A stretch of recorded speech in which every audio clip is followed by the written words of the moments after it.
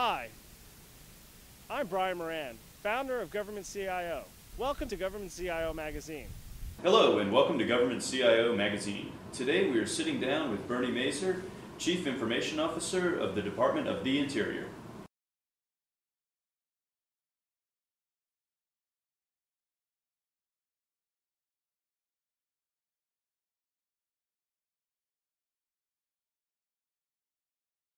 I would like to say that the innovations that we feel the best about in the past 2 years is really reliant along the lines of our IT transformation. And the one that I feel some good success is migrating all of these multiple separate email systems that we have into one cloud-based hosting solution with collaboration services. And that contract was just awarded recently, and it's going to be out in the cloud, and it's going to be a commodity based, it's going to be unit pricing based. We're guaranteed superlative 9s reliability, and it's an exciting venture for us. Second activity I'm kind of excited about is of going into improving our networks. In the past we had a veneer of our wide area network where we had a lot of local administration by the bureaus, and then with the advent of the networks contract and the identification of all these particular types of services that we have, we're going to be able to do a lot of flattening of our network.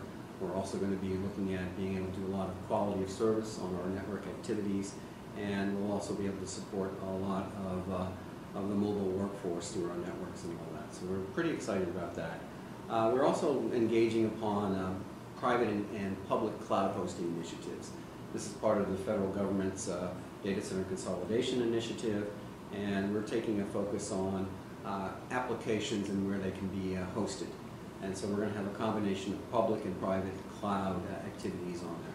We're pretty excited about that. We've started engaging in a request for information process.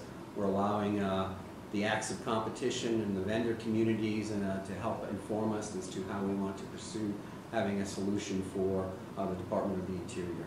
We're also excited about, we support from the OCIO's office, our financial management office, in terms of creating one financial system for the department.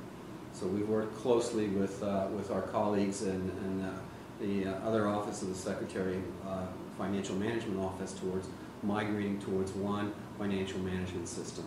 And there's been a lot of decommissioning of legacy applications that formerly were done in bureaus or within offices. So we're continuing on that. We have a couple of deployments for a couple of bureaus, but we'll be finished in the next year. And then I guess the biggest excitement that we have, these are our short-term tactical gains and all that, is really embracing the concept of delivering IT information technology at the enterprise level. So the organization can take advantage of economies of scale. We can take advantage of improving efficiencies by reducing redundant processes and duplicative applications and IT types of services. And then we're also, with our IT transformation, we're looking at utilizing the information technology professionals within the Department of the Interior to deliver more current technologies. We want a 21st century technology for a 21st century workforce.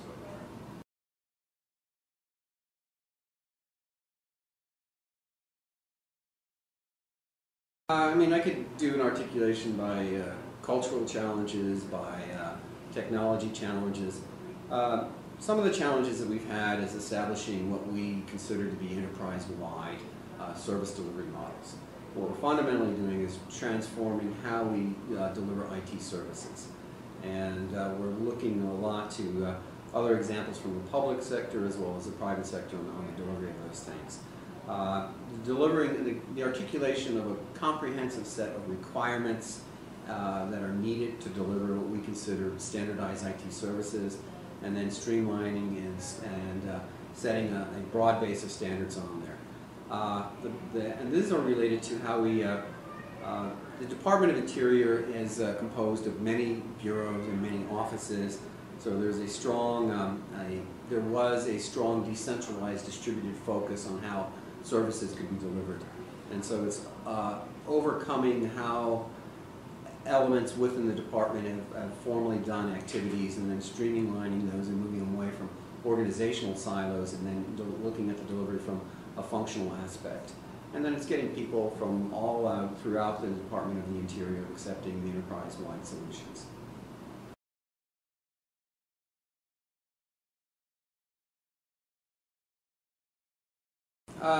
Some of the challenges that we're looking at to overtake is getting the business requirements up front and articulated right away. And then it's also working closely with people that are affected or effected in a positive manner by these changes.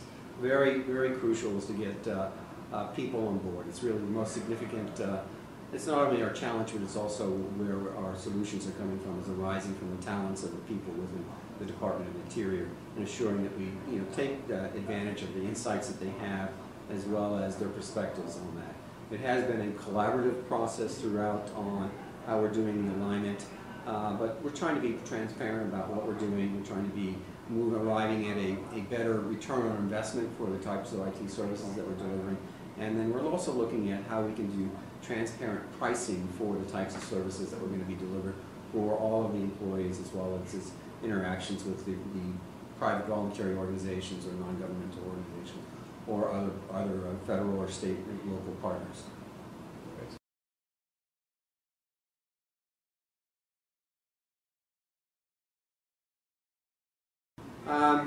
The department is going to continue to support Steve Van Roekel's perspective on shared services.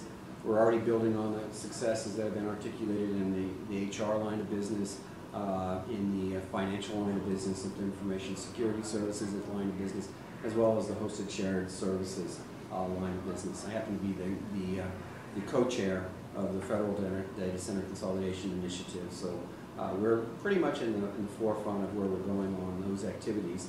We're also, with the initiatives of OMB and Steve, as we're really embracing on reforming ourselves with capital planning, reforming ourselves with enterprise architecture, reforming ourselves with all of these activities that really go to make maturity within an organization on delivering information technology services and applications.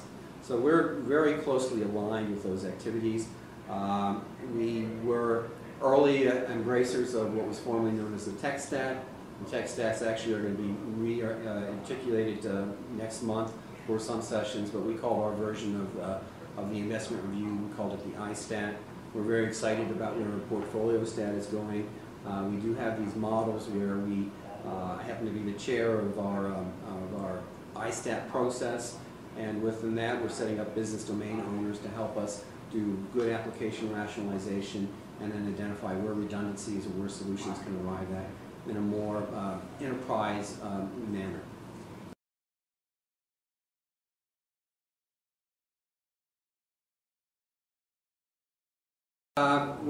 As I noted, when we're doing our iStat process and we're doing reviews, every month we do an in-depth review of a particular application that's within the department or within the bureaus and all that. So invariably one of the solutions that we have is an application that's been around for maybe 10 or 15 years is to look at alternatives. And so one of the recommendations we always have is to have the systems owners or the applications owners and all that examine in their next iteration of the application where they're pursuing with the cloud. As I noted, we're moving out with on email as a cloud. We have some small applications that are already posted out in the cloud. We do have an RFI that will proceed into a formal procurement of looking at where we can have cloud delivery of quite a few of types of services within the department. And so we're looking at things, whether it's infrastructure as a service, platform as a service, and we're looking at where those things can be embraced out into the cloud. And we're also looking at within the cloud is not only necessarily the private sector engagement, but we're actively looking at is, are there other perhaps government types of clouds that we can avail ourselves of and all that. We're all kind of getting into slightly fiscally austere environments, and then we're looking at where we can gain some efficiencies by partnering and sharing with other government entities as well.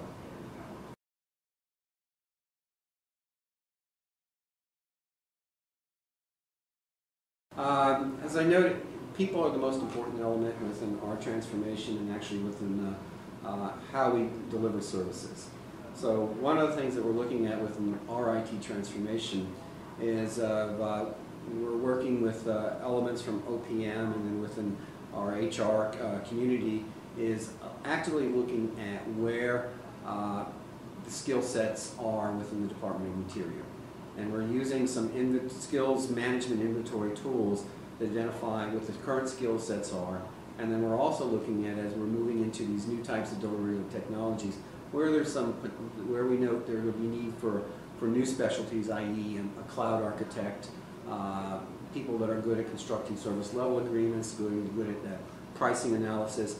We're looking at where those skills are needed into our future state and identifying where there is some perhaps core capability or disposition within our IT workforce to help avail ourselves of that. We are blessed within a dedicated workforce, and one of the things that we're looking at within our IT transformation is working on the increasing professionalizing of our IT workforce, and then seeing if someone's like in a security lane to ensure that they have the appropriate certificates, if they're overseeing networks and all of that, is we want to apply some certification or accreditation with that workforce, or some on-the-job type of training and all that. So we're actively pursuing through a variety of HR or activities of allowing career paths and career progressions within our IT workforce, and then also to be requisite to what the demands are, how we deliver technology in a new fashion.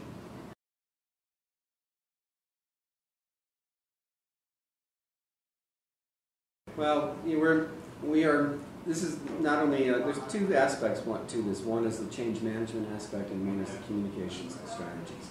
So within the communication strategies, our transformation has been endorsed and actively advocated by our secretary, by our assistant secretaries, by our deputy assistant secretaries on the need to move forward and the need to look at new ways in how we deliver business. So they've all delivered messages, all employee notices. We have town halls. Last week, my deputy assistant secretary and I, we were in Denver. We had a town hall where we talked to 300 federal IT workers from all of the bureaus, communicating the needs for changes. We have an intranet site about updates. We have frequently asked questions on where we are. We also have an email address, IT transformation, for employees to send information on there. We do tweets. I occasionally blog on the CIO blog. We also have moving into like doctor's hours, if you will, where employees who are uncertain or if they're going to be affected by the changes and all that, where they can just call in to us and we can answer questions as we know. It has been, the one failing of any kind of an initiative will always face is you can never fail to over-communicate. And I know we have many constituencies, many communities within the department, and we will go talk to wherever they are. We do segmentations of our audiences to try to appeal to that the particular interest of those groups. We're working a lot on those activities. We do, with our transformation, want to engage all of the employees, not only the IT workforce, but then for those from within the bureaus and all that will be receiving a new way of getting services when they formally were doing those particular services themselves. So we've got a lot of maps out on a lot of artifacts that we need to communicate like this, we need to communicate like that. We are, because of, we are looking at a functional alignment of a lot of the activities. So we will be going out to look at where there are populations of the IT workforce and communicate one-on-one what our message is, and then we'll allow sufficient time for questions and answers for that's going. We're also actively working in consultation with our labor relations and with tribal consultations, and we're working with communicating with our constituency on the Hill, as well as with OMB. So it's like a 360 communication and all that, but we are having a lot of emphasis on people moving from organizations where they're formally at, and then how they can create a new culture and make this an employer of choice in this new IT transformation organization.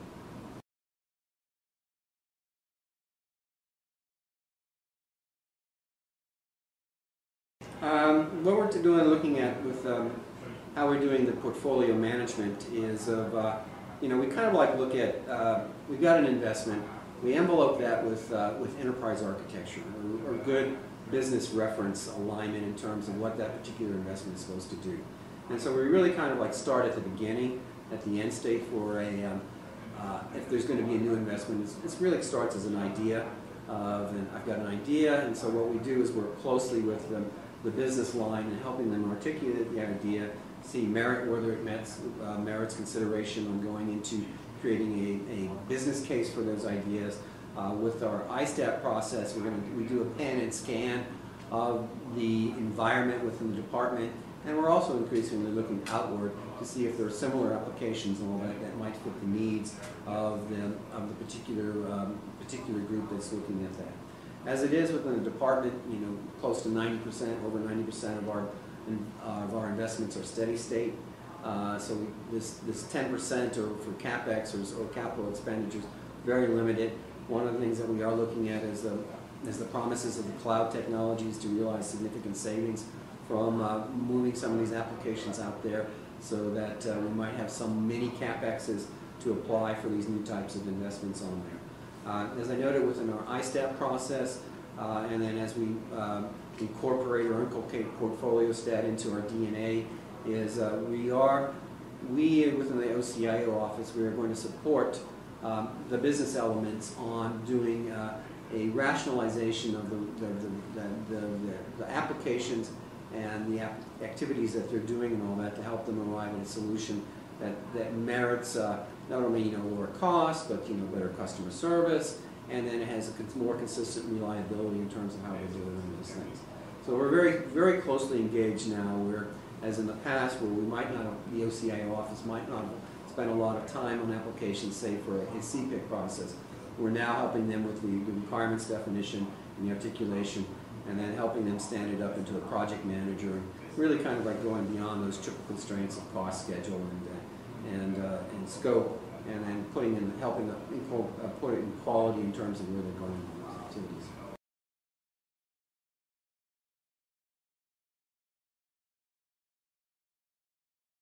The biggest challenge that we've had in our security front is of, even though we're relatively speaking, a non-classified environment, we do have organized and unorganized threats against our environment. So we do fall prey to the typical spear phishing attacks, the botnets, continuous attention to saying, do we have the patch management updated and all that, so that older versions don't get infected. So we're in this continuous attention about the possibility of threats. In the past, the posture of the department, because of giving the distributed nature of the way business processes were to include how we do security, is while we might have had ostensible standards, the application or the execution of those standards was uneven. Within our transformation, what we're looking at is the creation of an information assurance unit within the OCIO, which will hopefully bring in the IT security professionals from within the subcomponents in there. And we're really going to focus on a couple of different things. One is we're really excited about continuous monitoring, and so we're going to follow controls within the NIST domain families about what we want to focus on for the continuous monitoring. In the past, where we would look at the CNAs and all that, oftentimes they're just a date stamp, and they're very static, and it would be a couple of years. You do the certification and accreditation, it's a new term now, but that, and then you would pay attention 3 years or whatever later, and then start to address what we call the POAMs, or correcting some of the deficiencies on there. What we're doing now is moving into the centralized management of the firewalls, looking at creating an active risk posture for not only the protection of security, but also ensuring people's privacy through the continuous monitoring. And then we're also paying attention to the advent of, we're a mobile workforce. And so one of the challenges that we relish stepping up to is how we're dealing with the mobility of, in our workforce, and then the advent of these types of devices, and then the corresponding kind of mobile device management types of solutions that we need to incorporate there and there. So we're kind of excited about that, how we do separations between private data and government data. And we've got a team. I'm very gratified by the professionals throughout all of the department on everyone's kind of like stepping up to say these are the solutions that we need to do. And we get a lot of good support from DHS as well as from OMB on either insights and then advice, and then we try to stay lockstep with where their perspectives are on those activities.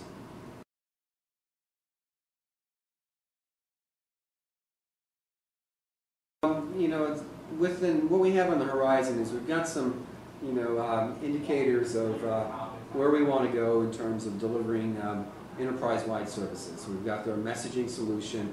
We're looking at where we're going with the application hosting, where that can be.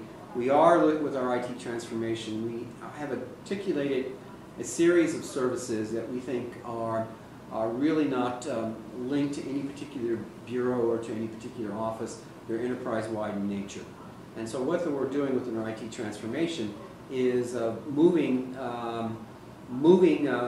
these classes of services. A sub-element, you might categorize them as a services catalog, but we have these more broader categories of, we're creating IT services for telecommunications, we're creating IT services for information assurance, we're creating IT services for hosting, we're creating IT services for workplace computing, on how we do thin client or the like, or with the mobile workforce. And then we're looking at also creating a service area for enterprise delivery of problems and help resolution. And so we're looking at how we can do the 1-800 numbers, and then looking at how we do first call resolution. We have dozens of help desks supporting a variety of types of activities, so we're going to be looking at a consolidation of those help desks, taking an active look at Tier 1, Tier 2, Tier 3. There will be some functional application support that we're doing, that we're kind of excited about having one area through a variety of channels, whether it's an 800 number or doing self-remedy through the login site, or through a variety of kiosks or personal touches on how we can then assure that all of the employees and all of the thousands of locations that we have can avail themselves of the particular services that we have. So we're excited about it. It's exciting. We're bringing on board, as I noted, we'll succeed because of the talents within the department, of the employees. We are making significant changes in terms of where people were formerly organizationally sitting. We're working on steps on how they can move into this organization. One of the things that we've done recently is we're doing recruitments for 10 leadership positions within the Department of Interior. Hopefully it will reflect the diversity of the skills and perspectives within the department of people applying for those positions. We are not saying that in this age of the cloud and with the ubiquity of technology and networks and the like, as we're saying, it doesn't necessarily matter if you can be a leader or work in an area. You don't have to be Washington-based. You don't have to be Denver-based. You can be wherever you are on there to be able to deliver those particular services and then lead this virtual workforce that we're going to be having.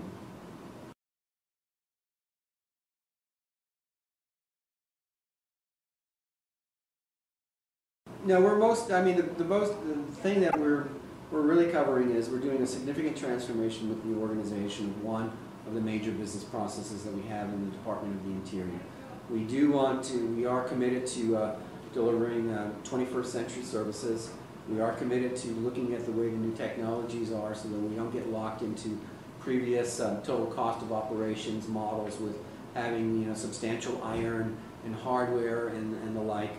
We are looking at the aspects of being device agnostic in terms of what people want to use. We are kind of very excited even with the messaging procurement that we have underway, because we've got the standard suites of the devices that we've always used for years, but then we're looking at other types of technologies that are coming in. So it doesn't matter to say, well, I'm predicated on this particular OS or on this particular types of way that I look at office automation software. We're fairly open towards that in terms of, if we meet the security requirements, and then we meet the usability requirements, and then we meet also the aspect of customers being satisfied. Big drivers that we have with our transformation is, in this era with technology, not only are we going to be able to deliver services at a lower cost, we're going to have a corresponding increase in terms of customer service. And we're really kind of like dividing customer service into two areas. One has to deal with the people that are getting these services. Are they happy, yes or no?